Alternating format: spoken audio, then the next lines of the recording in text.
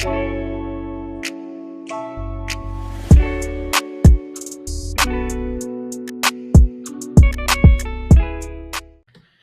is it going, Bears fans? Welcome back to another episode of the Bear Down Podcast, where we talk everything Bears every day of the week. Today, we kick off our Week 4 coverage scouting the Indianapolis Colts. We're going to be giving you guys our three key matchups in Bears versus Colts. The Bears will look to move to 4-0 against a very familiar Midwest foe, so be sure to tune in and stay tuned in to hear our three key matchups in this game. I am your host, Chris Malpe, and today to discuss these Colts, a team that I saw play last weekend and a team that has become near and dear to me when it doesn't come to the Bears. I am here with my co-hosts, Parth Shaw and Jaylen McClinton. Parth, we both go to college in Indiana. How bad will it be if the Bears lose this one? It will be a bad one, let me tell you. A lot of my friends here are Colts fans. I've so far played a couple of Detroit fans. We've had some Giants fans and now Colts fans. So hopefully I can keep talking my trash. I enjoy doing it. So let's get this W this weekend. Yeah, definitely a big game for us who go to college in Indiana. It gets very, very competitive and chippy in my fraternity house. So I'm getting cussed out if the Bears lose. But if the Bears win, honestly, I might be cussing some people out, especially because we're 4-0. But Jaylen, how's it going, buddy? It's going good. Just enjoying, this Tuesday and stuff. Yeah, Tuesday we did take off Monday from podcasts, which is normally a day we post. We posted an uncut yesterday, so if you are watching on YouTube right now, do us a favor, go check that one out. Also, before we get into this one, whatever platform you're on, do us a favor and subscribe. We have some very big things coming up and are going to keep pumping out content for everyone who listens because you guys have been showing such good feedback. Let's hop right into this one. I'm going to kick it off with the defensive matchup of this game. In case you guys are new to the channel and don't know how three key matchups work, we give an offensive and a defensive matchup that the Bears need to take advantage of within the game, and also an overarching matchup, which tends to be the matchup that we think is the most important in the entirety of the game. So I'm going to hop right into it. I've got the defensive matchup of Week 4. There's been a bit of a disconnect when you look at the Indianapolis Colts' rushing attack this season, but on the other hand, it's still been quite successful. Starting running back Marlon Mack went down for the season with a torn Achilles in Week 1, and that opened the door for rookie Jonathan Taylor, as well as third-year running back Nyheim Hines. We've seen the Colts, the only team that hasn't converted on that hasn't not converted on third down in 2020, rush the ball quite efficiently thus far this season.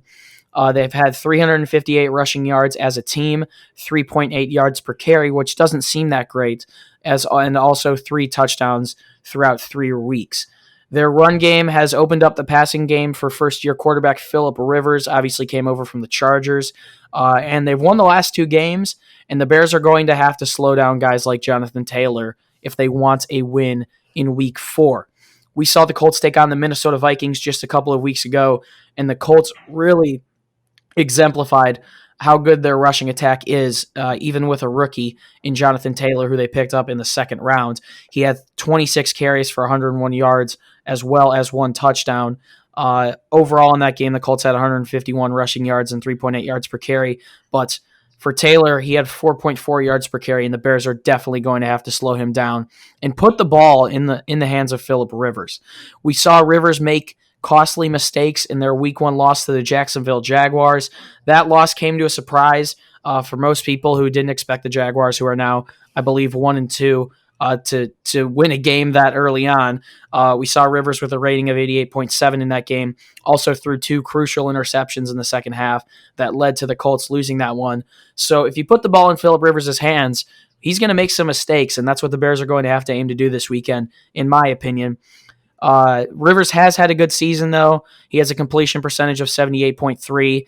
We have seen the demise of the Vikings this year and how poorly they've played, as well as the New York Jets. That's just a mess of an organization. But Rivers has looked good, but I believe if they put the ball in his hands, he is prone to making mistakes. The Bears have the 17th ranked rush defense in the league, as well as the 9th overall defensive unit in the league. And Phillip Rivers, once again, he's someone who's going to turn the ball over, and you're going to have to make him throw and not let the Colts rely on the rush like they have so much recently if you want to win this one. guys like Akeem Hicks and Bilal Nichols are absolutely going to have to step up big in week 4 and stop guys like Jonathan Taylor, who's had a great rookie campaign thus far. My final point, the Bears are looking like they are going to have some consistency on offense moving forward. It does seem like Matt Nagy is more confident now with Nick Foles as the starting quarterback. They are not only going to have to make opportunities for their offense because this Colts' defense is very good, and Parth will get to that later with his overarching point as well as Jaylen. But the Bears are going to need to get the ball in the hands of Phillip Rivers. They're going to have to create turnovers, and they're going to have to slow down the Colts' run game that has been very successful thus far. So I forget who has the offensive factor or matchup. Not even going to lie. So whoever it is, go ahead, pipe in. Yeah, so the Colts defense has been off to a pretty hot start. Last week we saw them get 3 interceptions off of, Sam Darnold. He had 2 pick sixes as well, so he had a tough game. That defense definitely can get the pressure going. And then they got great corners. Xavier Rhodes, who had a tough year with Minnesota the year ago, is starting. Had a pick 6 and an interception on Sunday. He was quite impressive, I will say. Exactly. So that's something Nick Foles has to look out for. The Bears have a new quarterback under center. I'm pretty sure Matt Nagy wants to open up the playbook more with Foles there. He knows Foles a lot more than Trubisky. I feel like even though Trubisky and him have spent more time together, I feel like Foles and him have just had that connection and that spark from the beginning. We saw yesterday, Nagy let Foles basically take over the offense and do what he felt like and do what he was most comfortable with. He was ad-libbing in the huddles, which was crazy to see as well. Exactly, and he told Anthony Miller to get to the L, and he got to the L, and the ball was right on the L, and he was going around the bench, talking to the offensive linemen, hyping up the running backs and hyping up the defense. But I'm getting way off track here. I'm here to talk about the Colts defense. That Colts defense has been special so far this year. Gardner Minshew is the only one who had a pretty good game against them with 3 touchdowns in week 1. But ever since then, the Colts defense has been lights out. Kirk Cousins had a quarterback rating of 15.9 versus them with 3 interceptions and only to put up 113 yards, and half of them came in the fourth quarter, garbage time yards. Their defense on the run game has been pretty good too. They held Dalvin Cook to only 63 yards. They also held Frank Gore to 57 yards last week, so their run defense has been pretty good. Something the Bears have been doing well this year has been running the ball, so hopefully we can start running the ball against this defense who's been pretty good so far at stopping the run. And the most yards by a wide receiver against them was by wide receiver Braxton Berrios. I doubt many of you guys have heard about him, but he's from the Jets. I didn't know who he was when I went to the game on Sunday. Yeah, and he had 64 yards, so he had a pretty good game against them, but that's about it. This Colts defense has been lights out. The Bears need to somehow put up points against this defense. I think that offense has been pretty good the last couple of games. So in order to put up points, we need a big consistent game out of Nick Foles. We saw him do it in the fourth quarter last week, put up 3 touchdowns. Even when he came in, there was a huge spark into the game. But against this defense that'll probably be preparing for all 4 quarters of Nick Foles. It could be a different outcome. I'm hoping for the best with Nick Foles. He looked great last week, and hopefully he can keep it up. And then our wide receivers last week as well. Anthony Miller, despite that 1 touchdown drop, I was super, super mad. You can ask these guys. I was frustrated with Miller at that time, but he did redeem himself with that game-winning touchdown catch. Jimmy Graham had a big game as well. So those 2 definitely need to keep producing for the Bears. And then Allen Robinson was outstanding with 123 yards and a touchdown. And I think him and Nick Foles have that chemistry already. I think they looked really good together last week, and hopefully they can keep that up. Yeah, the crazy thing about Anthony Miller is he's got 2 game-winning touchdowns, and he arguably should have 4 touchdowns on the season. We've also seen a hot start from Jimmy Graham, a signing that's looking better and better every day. I'm not going to get ahead of myself.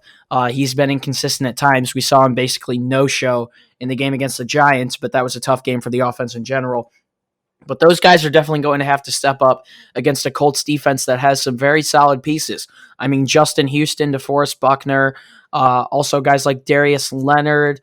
You mentioned in the secondary, Xavier Rhodes is out there. So this Colts defense is actually ranked 1st in the league right now, 3rd overall in creating turnovers, 1st against passing yards, 4th against rushing yards. as well as fourth in time of possession, getting their opponents off the field. So this Colts defense is definitely something you can't mess with.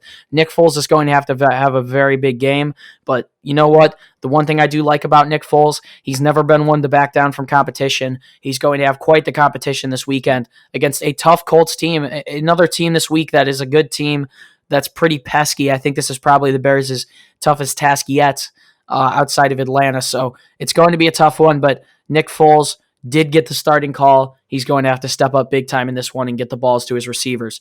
And something I like so much about it, I'm getting a little bit off track now. Foles keeps defenses reliable with the deep ball, and I think that's something that Mitchell Trubisky didn't do a great job with when he was starting. I think it opens up the game for David Montgomery, not only to be able to rush the ball better, but also to get out of the backfield as a receiving back and get to the second level. Foles will keep you honest with that deep ball. We saw he's able to throw it accurately. He's been able to throw it accurately throughout his career. And I think the passing game opens up so much more with Foles in this game. But I'm getting off topic. It's going to be important that Foles plays well. But Jaylen, what is your overarching matchup of this game? So my overarching matchup of this game is the Bears front seven versus this amazing Colts offensive line. I usually don't trust Pro Football Focus, but they do rank the Colts as the best offensive line in 2019 and 2020 in the 2020 season so far. They only gave up 3 sacks in their last 3 games.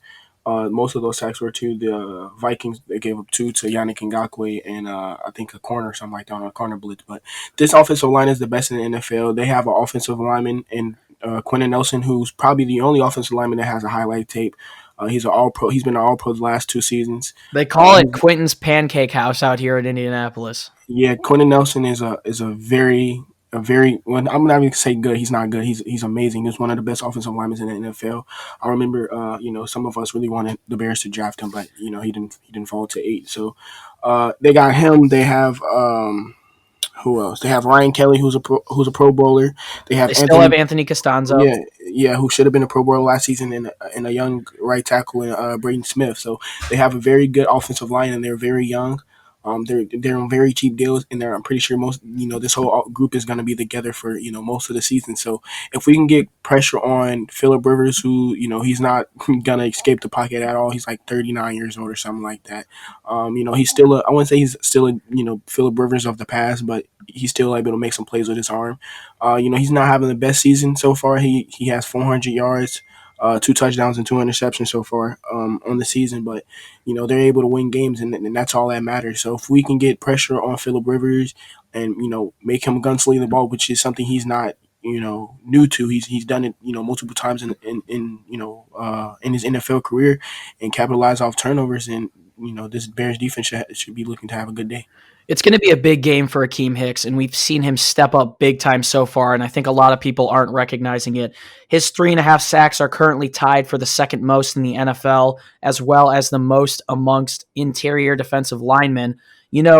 Obviously this Colts offensive line is very good, but the Bears have been doing a good job putting up pressure. I remember in week 2 against Daniel Jones, and obviously the Colts' offensive line is much different than that of the New York Giants, but 7 pressures from Mack, 5 from Hicks, and 4 from Robert Quinn in his first game as a Bear. It's going to be very, very important that the Bears get to Phillip Rivers in this game. They're going to have to plug the run. They're going to have to create turnovers if they can do that, and you can definitely force Phillip Rivers into some turnovers. That'll pretty much do it for this episode of 3 Key Matchups. Before we go, I would like to say Meet the Opponents will come out tomorrow, and we'll continue the rest of our week as scheduled. So be sure to look out for that, whatever platform you are on. Do us a favor, subscribe. If you are on YouTube and you made it this far, do us a favor, drop a like on this video. It helps us out a lot. If you want more content from us, you can head over to our website, beardown.com. We're posting columns, articles, and blogs there almost every day, getting a ton of extra content up for you guys. If you would like to find the podcast on social media, you can find us on Instagram and Twitter at beardown. And finally, you can find the links to all of our social media fan pages on Instagram down in the description. That's definitely worth a follow as well. Parth, Jaylen McClinton, a tough task incoming with the Indianapolis Colts, a very pesky team that is also looking to make a playoff push in their division as well. Any last words? Hopefully the Bears can come out with a W. I think a 4-0 start would be something crazy, man. Yeah, something crazy. A lot of people didn't even predict us to win 5 games or even 5 games max. So to go 4-0 would be awesome. And yeah, playoff baseball starts today. So go White Sox, baby. And we have a presidential debate and the NBA Finals. So a lot going on right now. The world seems a lot more normal now. Jaylen, I know you're going to answer this question, but first off, any last words? And secondly, will you be watching playoff baseball or LeBron James in the NBA Finals? So first, I'm doing good. I mean, not doing good. It's not. You had a good Oh, time recording. yeah, that's basically what I meant to say. But oh, like for the 3-0 thing, a lot of people say like, oh, you're 3-0, you only play bad teams. But if we would have lost to those bad teams, you would have called us even worse. Like, I don't get it. If you think those are bad teams, you expect us to beat them, right? And when we beat them, you still call us bad. I don't get that. But I definitely will not be watching playoff baseball. Um, Who's your prediction? Do you have the Heat or the Lakers? I got to go with Jimmy Buckets personally. I love Jimmy. I don't know if you guys know, but I'm a huge Bulls fan. Parth and Chris know how this season for the Bulls went for me. It was terrible. But I'm going for Jimmy. I love Jimmy. Jimmy gets buckets. I'm so happy for him that he made his first finals, and hopefully he can get this ring. But yeah, that's about it. Go Bears, bear down. Hopefully we get to play. The Vikings probably just win the NFL season. Because they're Vikings. But that's something we'll talk about later. That'll pretty much do it for this one, guys. Thank you so much again for tuning in. We appreciate it dearly. It's been a pleasure to be your host. Once again, my name is Chris Malpe. We've got a ton of Bears versus Colts coverage coming out this week, so be sure to keep an eye out for all of our podcasts coming up soon. Bears fans, as always, stay safe and bear down. We'll see you and meet the opponents tomorrow. Peace.